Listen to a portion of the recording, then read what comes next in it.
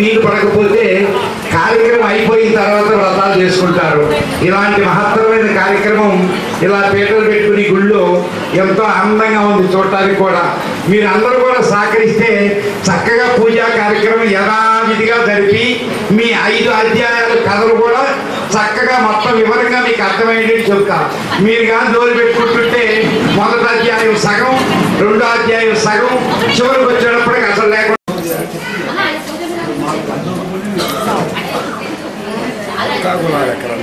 వేస్తారా చాలా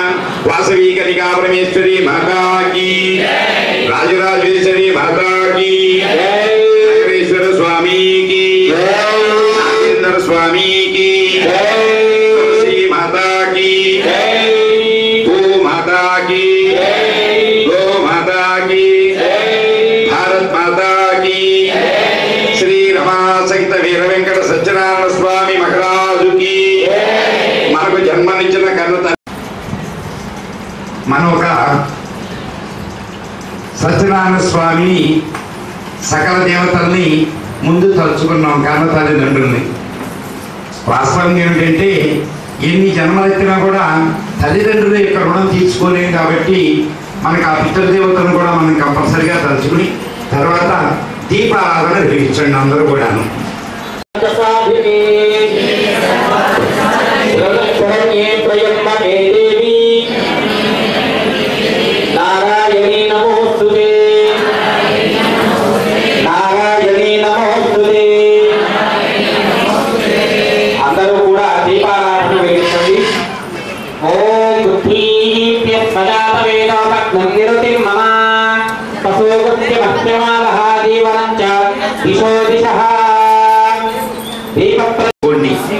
మనకి సర్వ సౌభాగ్యాలు ఇచ్చేటువంటి ఇంట్లో దీపారాధన చాలా పవిత్రమైనది. చీకటిని ప్రాలదోలి ఒక చెడును బయటికి పంపించి మంచిని ఆహ్వానం చేసుకోవటం దీపారాధన. మరి ఆ దీపారాధనకి నమస్కారం చేసుకుని కొద్దిగా కుంకుమ అలంకారం చేయండి ఆ దీపారాధన కుందులకి.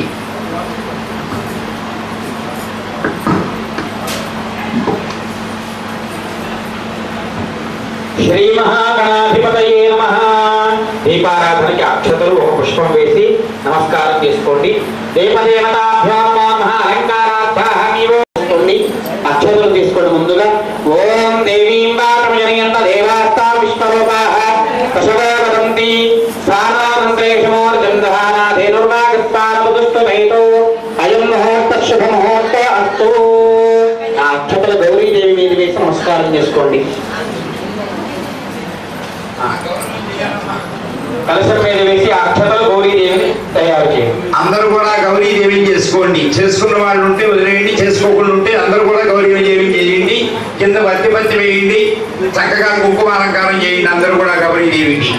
ఎందుకంటే మన ఆడపిల్లలు పిలుచుకుంటాం, పిలుచుకుని అమ్మాయికి చక్కగా ఇంటికి రాగానే కంట కిందకి అన్నం రాసి కాళ్ళకి పసుపు రాసి చక్కగా ఒక లక్ష్మీదేవి లాగా అనుకుంటాం మన ఇంటి ఆడపడుచుని. అట్లాగే ముందుగా మనం గౌరీదేవి పూజ చేసుకుంటాం. తర్వాత ఇంటి ఆడపిల్లలు పిలిచిన తర్వాత మరి ఇంటి పక్క వాళ్ళు కూడా అడుగుతారు కదా, వాళ్ళ ఇంట్లో ఏదో చుట్టుపక్కల ఉన్న వాళ్ళంతా కూడా నవగ్రహాలు అన్నమాట. తూర్పున ఇంద్రుడు ఉంటాడు, పశ్చిమాన్న శనీశ్వరుడు ఉంటాడు, ఉత్తరాన్న కుబేరుడు, దక్షిణాన్న యమధర్మరాజు, ఈశాన్యంలో గంగాదేవి ఉంటుంది, ఆగ్నేయ భాగంలో అగ్నిహోత్రుడు ఉంటాడు, నైరుతిలో ఋత్విక్కులు ఉంటారు, యజ్ఞయాగాదులు చేసేవాళ్ళు, వాయుదేవుడు ఉంటాడు వాయు విభాగంలో, మధ్యలో సూర్యుడు ఉంటాడు. కాబట్టి ఈ 9 మందిని కూడా తర్వాత ఆహ్వానం చేసుకుంటాం. ముందు గౌరీదేవిని ఇంటి ఆడపిల్లకి పూజ చేసుకున్న తర్వాత ఇంటి పక్క వాళ్ళకి పెట్టినట్టే ఇది తర్వాత నవగ్రహ మండపారాధన ఉంటుంది.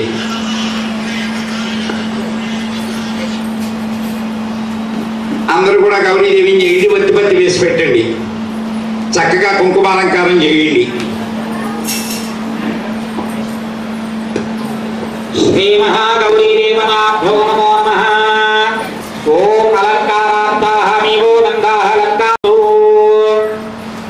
ఓం శ్రీ మహాగౌరీదేవతాభ్యో నమః. గౌరీదేవిని పెట్టి దానిపై పత్తి వేయాలి.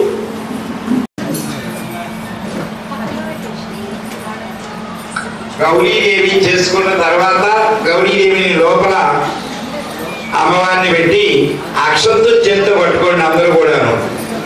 ఓం దేవీం వాచజయంత దేవాస్తా విశ్వరూపాః పశవో వదంతి తానో మంత్రేషు మూర్తిం దహానాధే దుర్వాగత్వాన్నపతుష్టు దైతో అయం ముహూర్తః శుభ ముహూర్తో అస్తు. ఏతత్ శుభ ముహూర్తకాలే సూర్యాదీనాం నవానాం గ్రహాణాం ఏ గ్రహాः అత్యంత అనుకూల్యతావసిద్ధిరస్తు. అక్షతలు 5 సార్లుగా గౌరీదేవి మీద వేసి నమస్కారం చేసుకోండి. ఉమామహేశ్వరాభ్యాం నమః, లక్ష్మీనారాయణాభ్యాం నమః, వాణీ హిరణ్యగర్భాభ్యాం నమః, శ్రీవందనాభ్యాం నమః, గంగాభాస్కరాభ్యాం నమః, అరుంధతీవశిష్టాభ్యాం నమః, శ్రీ సీతారామాభ్యాం నమః, మాతాపితృభ్యాం నమః.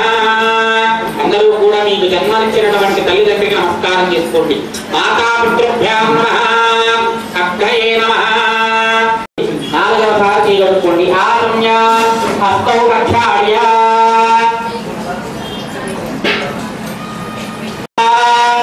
ఓం మాధవాయ స్వాహ. ఓం గోవిందాయ నమః. చక్కగా ఆచమానం నాసికాగ్రాన్ని పట్టుకుని ప్రాణాయామం చేసుకోవాలి. ముక్కు ఇలా పట్టుకుని ఒక రంధ్రంలో నుంచి గాలి తీసుకుని ఇంకో రంధ్రం ద్వారా విడిచిపెడతారు. ఓం అనుకుంటూ 3 సార్లు చేయాలి. ఓం భూ ఓం భువః ఓం శవః ఓం మహః ఓం జనః ఓం తమః ఓం సత్యం ఓం తత్సవితుర్వరేణ్యం భర్గో దేవస్య ధీమహి ధియో యో నః ప్రచోదయాత్. ఓం ఆపో జ్యోతిరసోమృతం బ్రహ్మగో భువశ్వరో. చేసుకోండి. శ్రీ పరమేశ్వరభ్యేత్యా పరమేశ్వరః ప్రీత్యర్థో శుభే శోభేతవరాహ కల్పే వైవస్వతః మన్వంతరే కలియుగే ప్రథమపాదే జంబూద్వీపే భరతవర్షే భరతఖండే ఈశాన్య ప్రదేశే కృష్ణాకావేర్యోః మధ్యప్రదేశే శ్రీ వాసవీ కన్యకా పరమేశ్వర దేవత దివ్యాలయ సన్నిధౌ అస్మిన్ వర్తమాన వ్యవహారికచాంద్రమాణేన స్వస్తి స్త్రీ ప్రభవాన్ 6 సంవత్సరాణాం మధ్యే కోటినామ సంవత్సరే దక్షిణాయనే శ్రావణమాసే చతుర్భమ్యాయాం తిథౌ రేవతి నక్షత్రే శుభ నక్షత్రే శుభయోగే శుభకరణ ఏవం గుణ విశేషణ విశిష్టాయాం శుభతిథౌ శ్రీమాన్ శ్రీమతః గోత్రోద్భవస్య నామధేయస్య వాసవి కన్నికా పరమేశ్వరీ నామధేయాః. గోత్రోద్భవస్య నామధేయస్య విభృశుక్ల గోత్రోద్భవస్య గోవిందపండయ నామధేయస్య శైలజా నామధేయస్య సహ కుటుంబస్య ముక్తాల గోత్రోద్భవస్య నామధేయస్య సహ కుటుంబస్య ఉదనక గోత్రోద్భవస్య గోవర్ధన్ నామధేయస్య జ్యోతి నామధేయస్య సహ కుటుంబస్య సహ గాంధవస్య నామధేయస్య లక్ష్మీ నామధేయస్య సహ కుటుంబస్య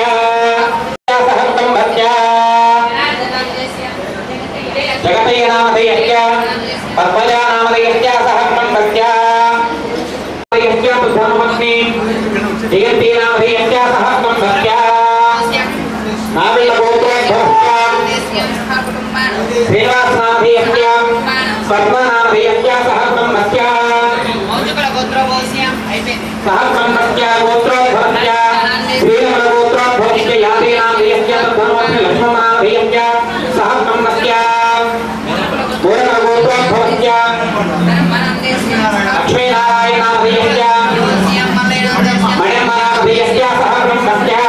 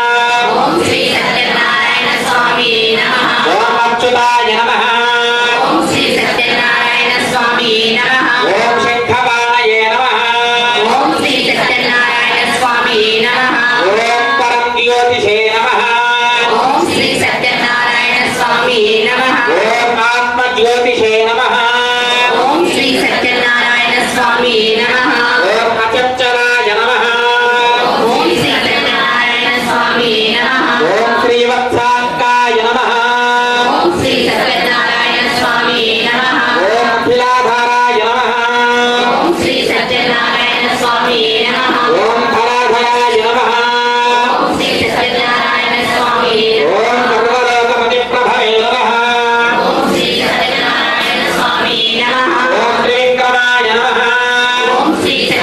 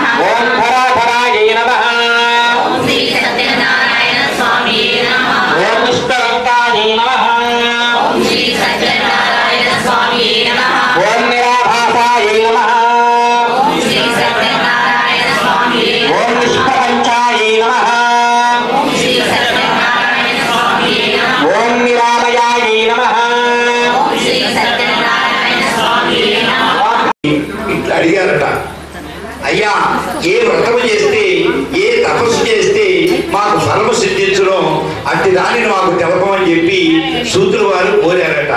అందరికీ సూత మహాముని, ఓ మృలారా, పూర్వం ఒకప్పుడు నారదుడు శ్రీ మహావిష్ణువును ఈ విధముగా కోరగా శ్రీహరి అతనికి ఇచ్చిన విషయమును మీకు శ్రద్ధగా చెబుతున్నాను వినమని చెప్పి చెప్పాడట.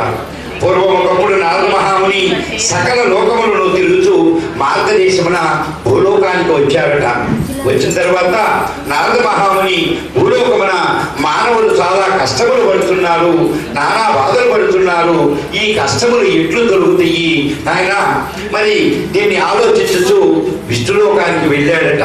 వెళితే నారద మహాముని విష్ణులోకములు చతుర్భుజుండును తెల్లని శరీర ఛాయ గలవాడగు, శంఖము చక్రము గద పద్మము మొదలగు అలంకారము గలవాడగు శ్రీహరిని చూసి ప్రార్థించాడట. అయ్యా, మనసుతో ఊహించడుకు గాని వాక్కుతో వివరించి చెప్పుడుకు గాని అతీతమైన రూపము గలవాడా, ఆది మాధ్యాంతరహిత నిర్గుణవయ్యా, సుగుణాత్మల వంటియు ఆది పురుషుడు వంటియు భక్తుల బాధలు తొలగించునట్టి ఓ శ్రీమన్నారాయణ, నీకు భక్తితో నమస్కరించుతున్నాను అని చెప్పి నమస్కారం చేశాడట. ఆ శ్రీహరి ఆ స్తోత్రమును విని, అయ్యా మహాముని, నీవు వచ్చిన కారణం ఏమిటి, నీ కోరిక ఏమిటో చెప్పు నాయన, నేను తప్పకుండా తీరుస్తాను అని చెప్పాడట.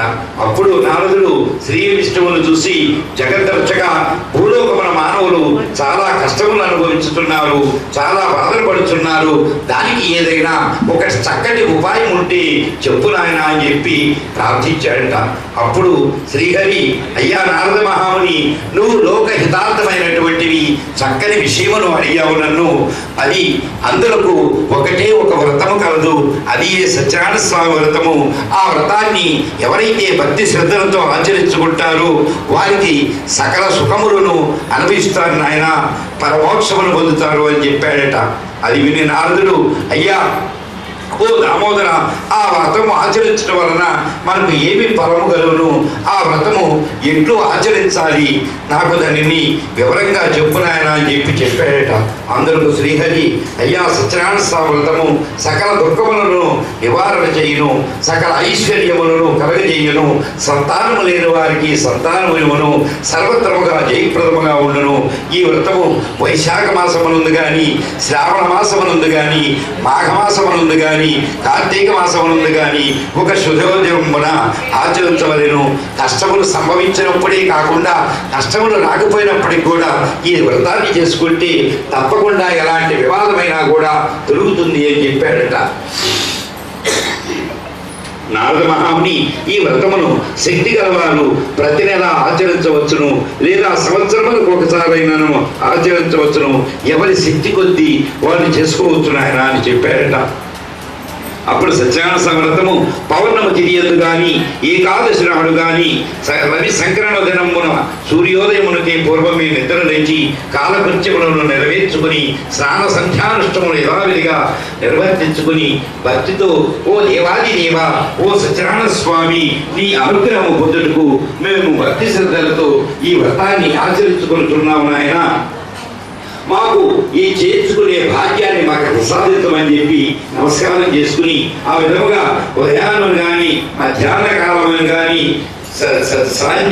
సాయంకాలం కానీ, ప్రారంభ కాలం ఈ వ్రతమును ఆచరింపవలేను. పూజాస్థలములో గోమయముతో అరిగి శుద్ధి చేసి వరి పిండి మొదలు 5 రంగుల చూర్ణములతో ముగ్గురు పెట్టి దానిపై నూతన వస్త్రము పరిచి బియ్యమును పోసి ఒక కలశమును ఉంచవలెను.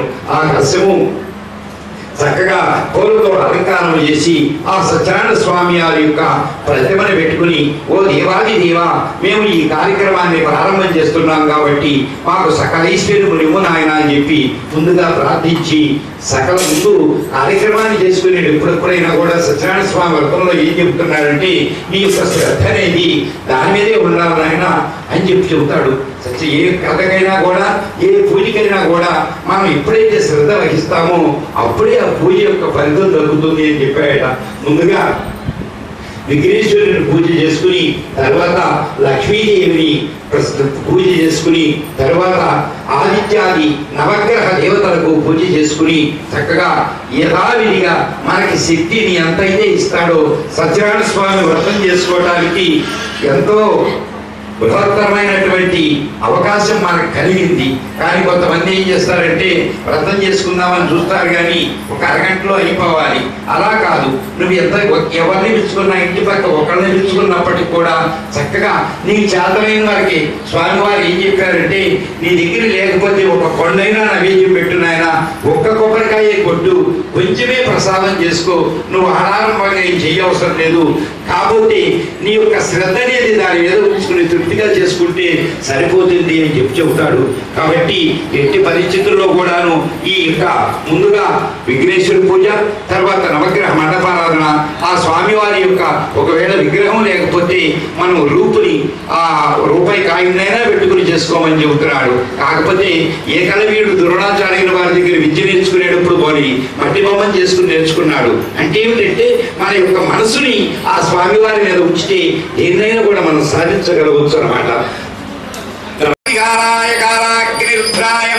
నీలకంఠాయ మృత్యుంజయాయ సర్వీశ్వరాయ సదాశివాయ శ్రీమన్మహాదేవాయ నమః. నమో హిరణ్యవాహవే శ్రాన్యేధ్యాజ్వదే నమః. పార్వతీపదే హర హర హర మహాదేవ శంభో శంకర. ఏడుకొండలవాడ వీరకరమణ గోవిందా గోవిందా. కాబట్టి మనకు మంచి సంబంధం నాయన ఇది అని చెప్పాడట. ఇంకేముంది, చూశారు, అంతా మాట్లాడుకున్నారు, వివాహం చేసేశారు. అంగరంగ వైభవంగా జరిగింది. మంచి పట్టుబట్టలు కొనుక్కున్నారు, వడ్డాణాలు అరవకీలు కొనుక్కున్నారు, మంచి పాపిడి బిళ్ళలు కొనుక్కున్నారు. కానీ సత్యనారాయణ స్వామి వ్రతాన్ని మాత్రం కొనుక్కోలేకపోయారు. ఏముంది, పెళ్ళైపోయింది. పెళ్ళయిన తర్వాత అప్పుడు కాపురానికి పిల్లల్ని తీసుకొచ్చేటప్పుడు వాళ్ళు అడిగారట, అమ్మా మీకు వ్రతాచారం ఏమన్నా ఉందంటే, ఉంది కానీ మాకు అవకాశం కుదరలేదండి చేసుకోవడానికి అని. అప్పుడు అబ్బాయి వాళ్ళు మా ఇంట్లో మేము చేసుకుంటామని చెప్పి నిర్ణయం చేసుకుని ఇంట్లో చేసుకున్నారట. చేసుకుని మళ్ళీ ఇంటికి వచ్చేటప్పటికల్లా ఈ 20 సంవత్సరాల్లో వీళ్ళకి అనారోగ్యం ప్రవేశించేసింది. ఎందుకంటే స్వామివారు కూడా నిన్ను పరీక్ష చేస్తూ ఉంటాడు, నువ్వేం చేస్తున్నావా, నువ్వేం చేయటం లేదా అనేది. ఇదే కర్మానుష్ఠాన యోగ్యతే అవశ్యత అన్నారు. మనం చేసినటువంటి కర్మ ఎప్పుడు కూడా మనకు వెంటాడుతూనే ఉంటుంది, పైన చూస్తూనే ఉంటుంటాడు దేవుడు. మనకేమీ తెలియదులే, ఆయన ఏం చూడలేదే అని అనుకోకూడదు. మనం చేసిన ఎప్పుడు కానీ పుణ్యోహం పుణ్యకర్మాణం పుణ్యాత్మ పుణ్య సంభవ, పాపోహం పాపకర్మాణం పాపాత్మ పాప సంభవ. పాప పనులంటే ఒక పాప పనులంటే వేరే కాదు, ఏదైనా కూడా కొద్దిగా అయినా కూడా కనీసం రోజుకు ఒక్కసారైనా ఒక్క మంచి పని చేయిస్తూ ఉంటేనే భగవంతుడు గ్రహిస్తూ ఉంటాడు. కొంతమందికి దేవుడు దీపారాధన పెట్టావా అంటే పొట్టి శ్రీరాములు గారు పుట్టినరోజులు పెట్టాడు, మళ్ళీ వాళ్ళు పెడుతున్నాడు. ఆయన పుట్టింది ఎప్పుడు, పోయింది ఎప్పుడు, మనం పెట్టింది ఎప్పుడు. ఇలా ఉండకుండా నిత్య కార్యక్రమాలు చేసుకుంటూ ఉంటేనే ఏ కార్యక్రమైనా కూడా బాగుంటుంది. అప్పుడు వీళ్ళకి అనారోగ్య పరిస్థితులు చేసిందట కుటుంబం అంతా కూడా. ఎప్పుడు భార్య అడిగిందట, ఏమండి నేను ఎన్ని చెప్పినా కూడా మీరు వినలేదండి, ఈ అనారోగ్యానికి కారణం ఏమిటంటే మనం ఈ వ్రతం చేసుకోలేకపోవటమేనని చెప్పి అడిగితే అప్పుడు చక్కగా వ్రతం చేసుకుందామని చెప్పి ఇద్దరు నిర్ణయం చేసుకున్నారట. ఇంట్లో చేసుకుంటే స్వామివారు రాత్రి స్వప్నంలోకి వచ్చి, నాయన నీకు ఎంత తీరిక లేనప్పటికీ కూడా కనీసం ఒక్క అరటిపండు పెట్టి ఆ సత్యనారాయణ స్వామి పేట దగ్గరికి వెళ్ళి, నాయన నాకు సమయం లేదు, బయట నేను రియల్ ఎస్టేట్ వ్యాపారం చేస్తున్నాను, నాకు సమయం లేదు స్వామి అని చెప్పి ఒక్కసారి దండం పెట్టుకున్నా కూడా నీకు తృప్తిగా ఉంటుంది నాయన.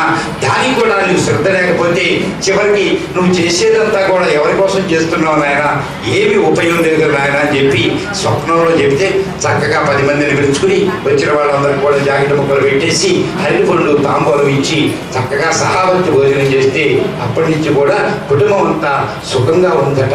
భక్తి జ్ఞానాలు ఎప్పుడైనా నశించిపోకూడదు. మనం చేయగలిగితేనే మనకంతా కూడా మన పుణ్యం అంతా ఉంటుంది. మనం చేస్తూ ఉంటే మన పిల్లలు కూడా అదే అవుతూ ఉంటుంది.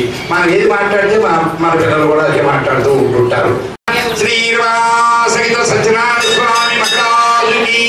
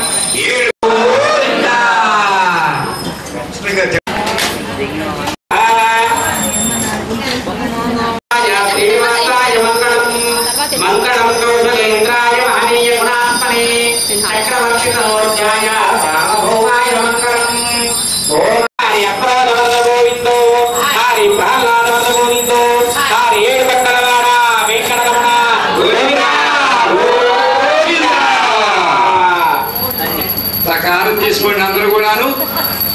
చివరిగా అమ్మ చివరిగా 5వ అధ్యాయం ఉన్నది, చక్కగా శ్రద్ధగా వినండి. వినని వాళ్ళు ఎవరున్నామంటే పోయినసారి ఎప్పుడో చెప్పాయి ఈ విషయాన్ని. ఒక ఆయన హరికదాసుడు వచ్చాడు, ఎండలో చక్కటి పోరాట చేసుకుని వచ్చాడట. వచ్చి రాగానే స్టేజీ మీద ఎక్కి, అయ్యరారా అమ్మరారి మేము ఎవరు వినలేదండి, సీతారామ కళ్యాణం అనే హరికథా కాలక్షేపం చెబుతున్నారు, మీరు శ్రద్ధగా వినండి అన్నారు. మేమంతా విన్నామండి అన్నారట. విన్నారు కాబట్టి నేను ఎందుకు చెప్పడం, శ్రీమద్రమారమణ గోవిందో హరి అని మళ్ళీ 2వ రోజు కూడా పెట్టింది. మళ్ళీ మీ రోజు వచ్చాడట, 3వ రోజు మళ్ళీ ఒక దండ ఒక చక్రం వేసుకొచ్చి అన్నాడు.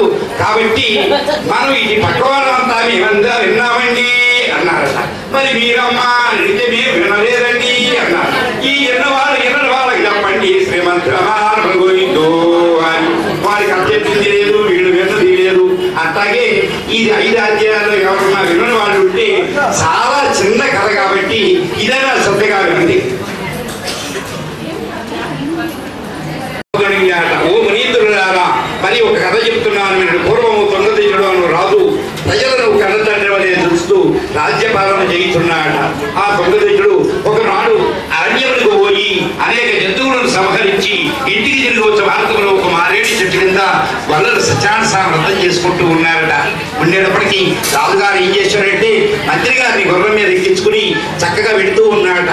మంత్రి గారు అన్నాట, స్వామి స్వామి ఎక్కడో సత్యనారాయణ స్వామి వారి యొక్క కథ మనకు వినపడుతూ ఉన్నది, మరి చక్కగా మనం అక్కడికి వెళ్ళేసి ఆ తీర్థ ప్రసాదములు తీసుకుని ఇంటికి వెళదాం స్వామి అంటే, వాళ్ళెవరో ప్రసాదం చేసుకోవడం ఏమిటి, వాళ్ళెవరో వ్రతం చేసుకుంటూ ఉంటే మనం ఇంటి అక్కడికి వెళ్ళడం ఏమిటి, మనం ఎక్కడ, మన మంత్రిత్వం ఎక్కడ, మనకి ఏనుగులు గుర్రాలు స్వాధీనులు ఇవన్నీ ఉన్నాయి కదా, వాళ్ళెవరో లేని వాళ్ళు చేసుకుంటూ ఉంటే మనం వెళ్ళడం తప్పు నాయన అన్నాట. అప్పుడు మంత్రి గారు అన్నాట, సత్యనారాయణ స్వామికి కులమత వేదములు లేవు, ఉన్నవాళ్ళు లేని వాళ్ళు అనేది ఏమి లేదు, తప్పకుండా వీడి కొంచెం తీర్థం తీసుకుని వద్దామని చెప్పి బయలుదేరి వెళ్ళారట. వెళ్ళినప్పటికి కూడా సత్యనారాయణ స్వామిని మాత్రం కథని వినలేదు. ఆ యొక్క ఇల్లుని దాటి ముందుకు వెళ్ళిపోయారు. వెళ్ళిపోయి కొంత దూరం వెళ్ళిపోయిన తర్వాత ఇంకేముంది, గుర్రం డెక్కేసి ఇద్దరు కూడా కింద పడ్డారట. పడేటప్పటికి మంత్రి గారికి మాత్రం డౌట్ వచ్చింది. ఎందుకంటే రాజుగారు విధంగా అన్నాడు, ఆ సత్యనారాయణ స్వామి మనకి ఏదో పరీక్ష పెట్టాడని చెప్పి అనుకున్నారట. అని రాజుగారు స్వామి వెనక్కి వెళ్ళేదా కానీ చక్కగా ప్రసాదం తీసుకొద్దామని చెప్తే అప్పటికి కూడా వినలేదట. వినకుండా మళ్ళీ ఇంకా కొంత దూరం వెళ్ళేటప్పటికి మళ్ళీ కింద పడ్డాడట.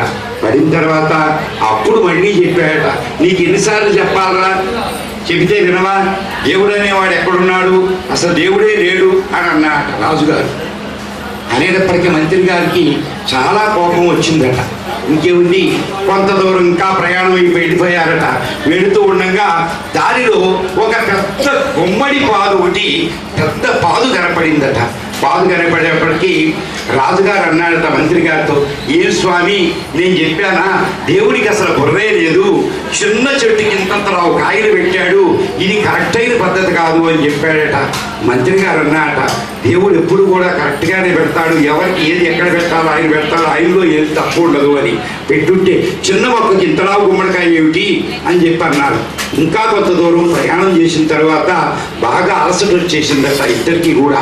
ఒక మర్రి చెట్టు కింద ఇద్దరు కూడా కూర్చున్నారట. బాగా అలసట వచ్చేసి దప్పికవుతూ ఉంటే నీళ్లు దాగి కూర్చుని చక్కని గాలి వేస్తుండేవాడు. పడుకున్నాడట రాజుగారు. పైనుంచి ఒక మల్లి కాయ పడిందట మర్రి చెట్టు కింద. పడేటప్పటికి కొంచెం చురుక్కుమందట ఇక్కడ.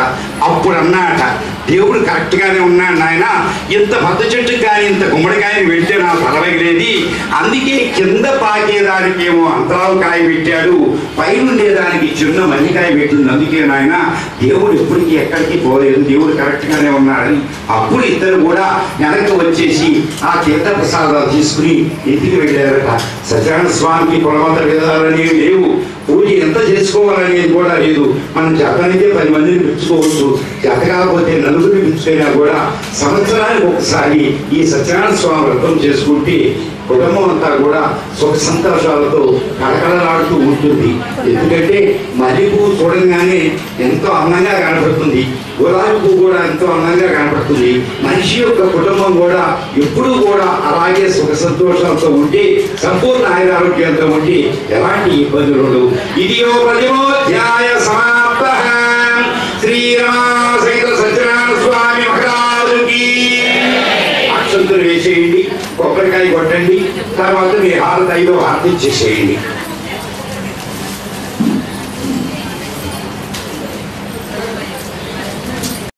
చక్కగా హారతి తీసుకోండి, అప్పుడు వెళ్తుగా.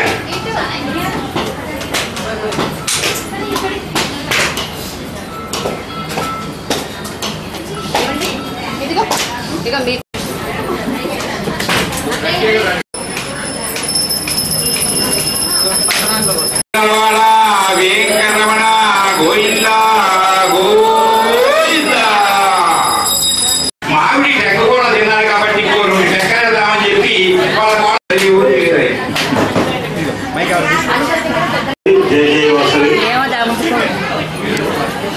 ఈరోజు మనము శ్రీ సత్యనారాయణ స్వామి వ్రతాలు అంగరంగ వైభవంగా ప్రశాంత వాతావరణంలో ఎలాంటి తప్పులు లేకుండా నిర్వహించుకున్నాం. ముందు మీ మాతాలందరికీ అభినందనలు, ధన్యవాదాలు. ప్రతి వారం కూడా ఆ ప్రశాంతతతో కూర్చొని పూజ చేస్తే ఏం చేస్తున్నామో మీకు తెలుస్తుంది,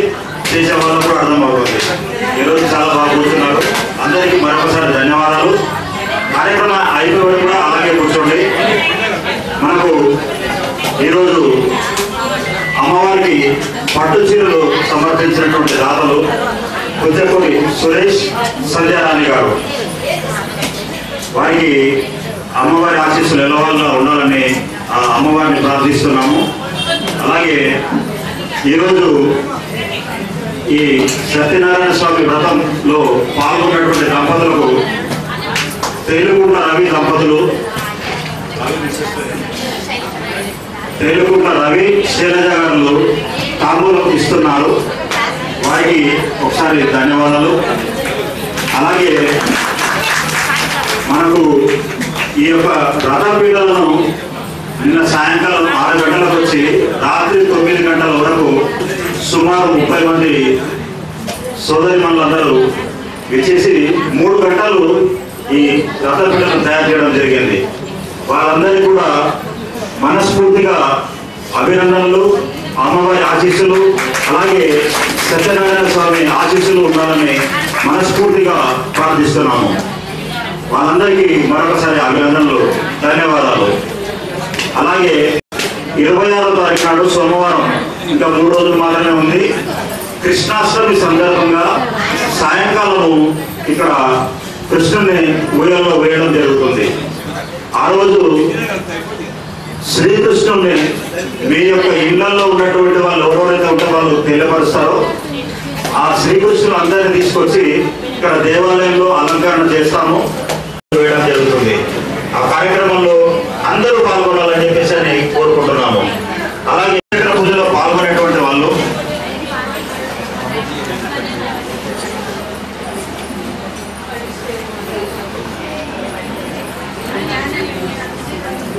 ఆ రోజు అమ్మవారి రూపు ఇళ్లలో ఉన్నటువంటి వాళ్ళు కానీ బయట ఉన్న తీసుకొచ్చేటువంటి వాళ్ళు కానీ తీసుకొస్తే దేవాలయంలో ఇక్కడ అలంకరణ చేయడం జరుగుతుంది.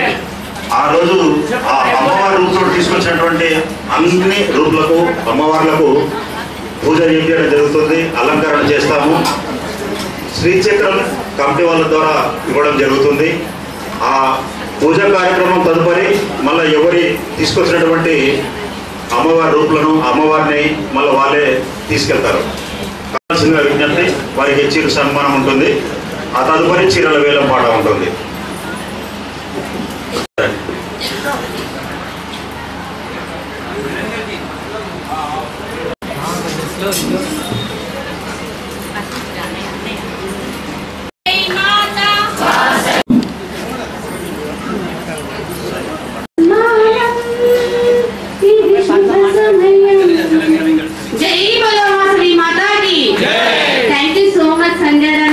సురేష్ గారు 4 వారాలకు పట్టు చీరలు రాగా కావాలి అనగానే వీటిని అవి కూడా మీరు అందరూ గ్రూప్ లో చూసే అబద్ధం కాదు. 10 minutes లో అమ్మవారి చీరలు వచ్చేసాయండి.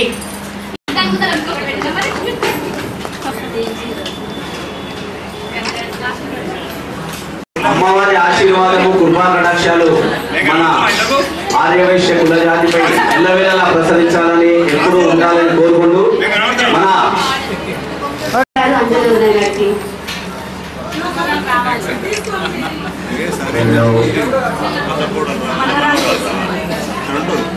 మీరు కూర్చున్న వాళ్ళు మీ హారతి మీరు ఇవ్వండి, అక్కడ వాళ్ళు మంగళారతి వాళ్ళు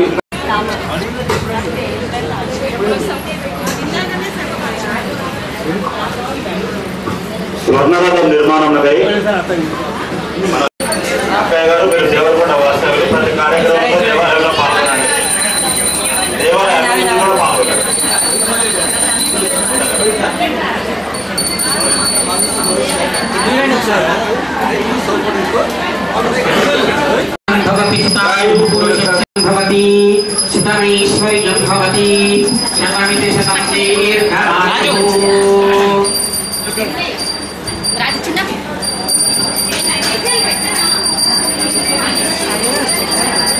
శ్రీ పరమేశ్వరార్పణమస్తు. హర